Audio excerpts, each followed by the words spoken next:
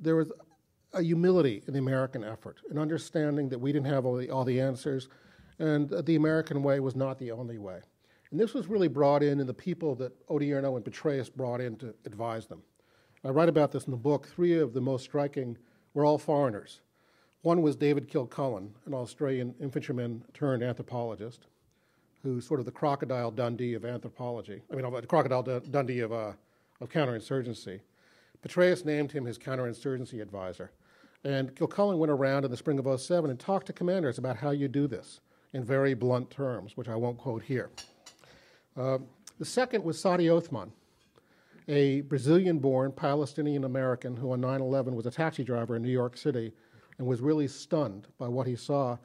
Petraeus met him early in the war in Iraq during Petraeus' first tour, became close to Petraeus, and in this Petraeus' third tour, his commanding tour, Sadi Othman became Petraeus' ambassador to the Iraqi government. Sadi is an interesting character, 6'7", the first person ever to dunk a basketball in Jordanian university competition, and also educated in an American Mennonite college and a pacifist.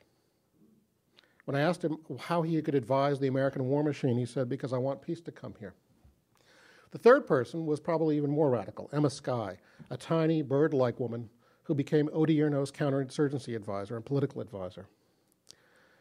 As it happened, Odierno offered her the job just after she'd spent the weekend reading Fiasco. And when he offered it to her, she said, I'll accept on one condition. The first time I see you commit a war crime, I'm personally reporting you to the tribunal in The Hague. Odierno chuckled and said, sure. What Emma didn't know at the time was that the Americans don't subscribe to the War Crimes Tribunal.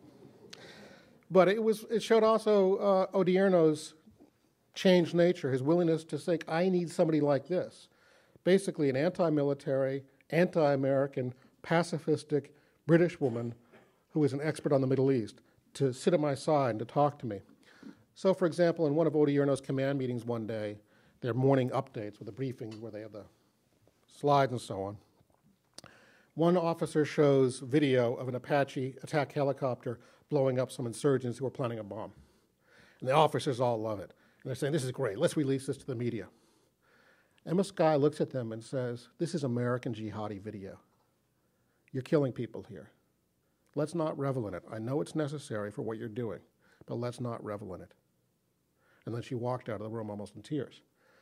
Half an hour later, the sergeant major finds her, gives her a hug and says, ma'am, you're right.